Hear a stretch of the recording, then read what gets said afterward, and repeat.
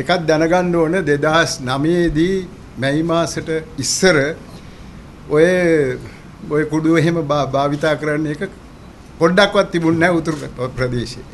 ඒ නිසා 2009ට පස්සේ තමයි මේවා වැඩි වෙලා තියෙන්නේ. ඉතින් ඒකයි අපට ඒක හරීම ලොකු ප්‍රශ්නයක් වෙලා තියෙනවා. ඉතින් ඒකට අපි විසඳීමක් සොයාගන්න කාරණාව ඔහොම නැති පළාත්වල මෙහෙම එකක් වෙලා තියෙන නිසා ඒකට මොකද්ද කරන්න ඕනේ කියලා. එතකොට අපේ ජනාධිපතිතුමා එනකොට අපි මම ඒක ගැන කිව්වා. දැන් බලන්න අර විද්‍යාගේ මරණයට පස්සේ මේවා ගැන අපි ටිකක් සෝදිසි කරලා බලලා මධ්‍යම ආණ්ඩුත් එක්ක සහය වෙලා මේක මොන හරි කරගන්න ඕනේ කියලා. ඊට පස්සේ තමයි මේ මෙහෙම රැස්වීමක් අපි හරි ගැස්ලා තියෙන්නේ. ඉතින් මේවා ගැන වැඩිපුර ඔයගොල්ලන් තමයි අපිට කියලා දෙන්න ඕන කොහොමද මේවා කරන්න ඕනේ කියලා. අපිට ප්‍රශ්න දාන්නවා. මොකද්ද තියෙන්නේ කියලා දාන්නවා. මිනිසුන්ගේ ඒකට කොහොමද විසඳීමක් සොයාගන්නේ කියලා අපිට කියලා දෙන්න ඕන. ඒක තමයි එච්චර දුර ඉඳලා මම අවිලා තියෙන්නේ මේවා අහගන්න. ඉතින් අන්තිමට ඉතින් ડોක්ටර් අපිට කිව්වට You can briefly mention that you are going to yes. police.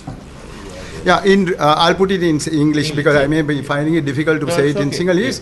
Now, in recent times, I have told the IGP that we have to have a greater coordination between the provincial council and the police force. So what I have advised is that there should be what is called a core committee consisting of our ministers and the senior DIGs. At a particular level, they will have like a policy overlooking with regard to what is taking place in the northern province. Then in the middle level, we have a vigilance committee consisting of the superintendent of police and the members of our provincial council. Now, as you know, the members of the provincial council are people who are closer to the people, closer to the ground level. They are able to come and give you various information. At this particular place, this is happening, that is happening, and all that. So at the superintendent level, they will be in a position to take the necessary steps. Then the third one, I have suggested that we have what is called a People's Police Relations Committee. Now, this is an important thing because they will be in a position at the ground level, say people who are community leaders and others who will be able to give information to the police at that stage. So we have 3 levels of police and public relationship, so that will be able to give us a greater amount of understanding with regard to the crimes that are taking place in those areas. So that is one thing which I have mentioned to the IGP. He was he talked favorably about it. So we are waiting whatever steps that are to be taken. Then on the other hand, I have also said that we have to have awareness programs in schools. I had suggested that we have every week at least once an assembly where all the children are brought together and people who are aware of all these things, people like doctor and others, who will be able to come and talk to them. And these are the problems with regard to drugs, how it has to be contended with, and what steps need to be taken.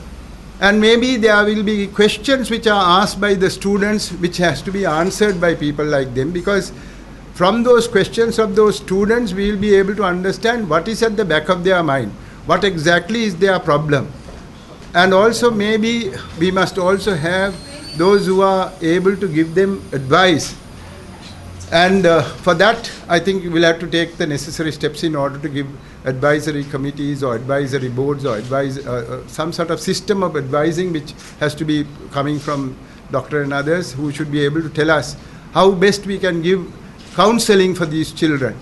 Because this peer problem is a very difficult thing. When somebody is getting involved in drugs, somebody else is also brought into it, and then it is very difficult for these children to keep away from each other. They come into it. So how to deal with such peer problem or peer pressure is a problem that needs to be looked into. And another aspect of the life in northern province must be also understood by everybody. We have come out of 30 years of war. They have gone through so much of traumatic experiences, and also death and damage and destruction that they have faced. Now, there is problems with regard to they don't have proper jobs, they don't have employment prospects are very bleak. So naturally these are people who are easy targets for these drugs and other things. They want to have at least for a short time to be away from the reality of life. So they are very easy prey to these drugs. So how best can we do these things? How best are we to give them a proper education about these matters? These are all problems that are, as you go on, it becomes higher and higher, bigger and bigger, larger and larger, to which answers have to be found by such people who are in this business. And tell us how best we can do. What is the organized way in which our provincial council, our schools, our principals, our teachers would be able to deal with these situations is something that must be told to us. And we need education from you so that we could educate our people, and they in turn will be able to look after the children. And we must get the menace out. This drug menace must be out of this country, because it is high time that our children are able to come up, because you will see people who have gone from us into the diaspora. There are so many people who are doing very, very well. Despite all the drug problems that are there in all the other countries, our children are able to do well.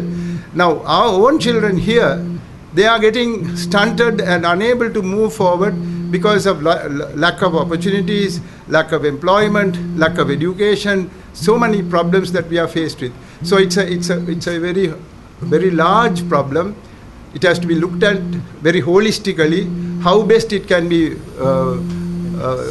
addressed, and therefore we are looking forward to the central government and the board and others to help us in this matter. Now, if I talk about the current situation, the minister is going to get annoyed with me. That's all right. You want reality. Yeah. Because we would very much like the army to be out. Please, because we have 150,000 army people who are there. Many of them are my friends. They come to see me. I speak to them. They are all right. But then, as a unit which is using all our resources, we have a lot of problems in the northern province. With 150,000, it's about 1 to 5 or 6. Every 4 or 5 persons have an army person who is around.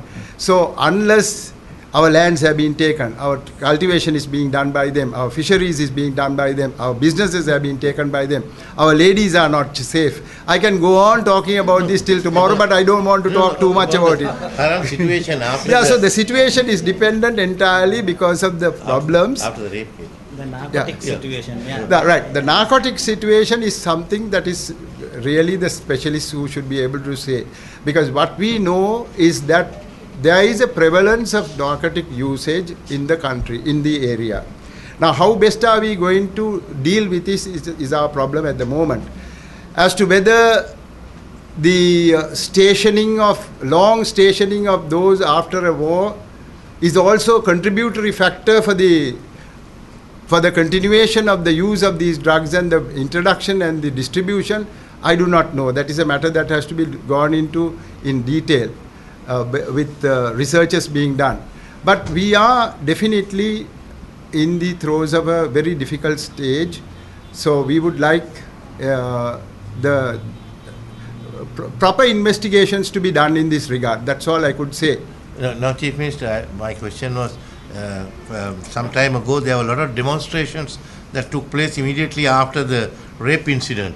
And there was unrest in Jaffna. I am only concerned whether the life has come to normal in Jaffna, what's the situation? Yeah. That's exactly. What really happened was there was immediate empathy with regard to what has taken place, and there was sympathy and empathy as far as the people were concerned, and also they were shocked with regard to the nature and the brutality of the crime that was done. So there was a general agitation and demonstration on the part of the people. But unfortunately, there was also political inputs into this. People who wanted to, those who have lost the election in the previously, had wanted to make use of this opportunity in order to create more problems. And as a result, we did have these difficulties of people throwing stones and whatnot. Who wants to throw stones just because of this? There was a peaceful demonstration and somebody does these things. Anyway, thankfully, a lot of people have been taken into custody. Of course, sometimes, unfortunately, school children and various people, everybody was taken into custody, 130 people.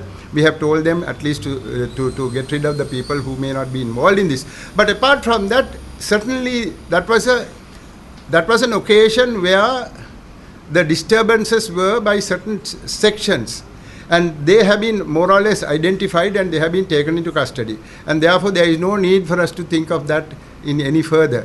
But the fact that a thing like this has happened must not happen hereafter is foremost in the minds of our people. So what best we can do, how best can we coordinate in these matters, cooperate in these matters, and get your input and your expert advice in order to get the better of, to deal with the situation, is what we are interested at the moment. Now life is normal in Japan. Yes, I think so. I would say so. Now, with regard to the persons who are conducting or who are involved in these trafficking, he mentioned certain names. I have no problems about those names. This is in the last few years. The question I have been posing is, if as he says, the LTTE and the people involved in it have been doing trafficking in the early days, but it was not allowed within the northern province, who took over after 18th of May 2009? How is it that we have allowed things which was not taking place here but which was happening all around the world? How did it find its foothold within the area when the people who were in charge were not the tigers, were not anybody else, but only the armies which had been there? So that is one of the reasons why I have been saying that all these matters have to be taken in its entirety. Our people feel that various sections from the, I'm not saying making any charge with regard to any particular army officers or anything like that, but there are various parts of the armed forces which have been deliberately introducing various aspects of these dangerous drugs. And there are reasons that are being trotted out by our people, that they want the youngsters in those areas not to come up, not to do their education well, not to have the sense of freedom, not to be enterprising in their work. Now, these are reasons for which certain people have been surreptitiously bringing these things and introducing it within the northern province, is the feeling that our people have. And I must have that also brought to your notice, because there may be now trafficking going on from India, that and all the rest of it which had been happening earlier. But initially, having accepted the fact until 2009, 18th of September, there was no such thing, how is it has become so bad subsequently, when it has been in the hands of 150,000 people who have been in charge of these areas? So this is something that you must take that into your consideration before coming to any conclusions. It is only the Tamils who have been doing it, it is the Tamils who have been taking part in this, all that. This had been in the recent past, maybe in the last 1 year and 2 years. But from 2009 up to 2013 and 14, who had been in charge and how did it take root is a question that must be posed. So I just want to leave that with you. Otherwise, I have no problems with regard to what Doctor had said. We are not trying to find fault with anybody. As it was said by the Honourable Minister, this past may be past. But our people have certain perceptions with regard to what is taking place. And that is one of the reasons why we want a reduction of the armed forces for them to get down. If they, while they are being there, if this can be, while they are in place, if the drug menace can be so hard and so bad, one can't say that just because if they are taken back, it will become worse or anything like that. It can probably, with a good police force, we may be able to do a very good service by which we can be able to get rid of it. So we are now in the process of trying to get rid of it, and we need your help.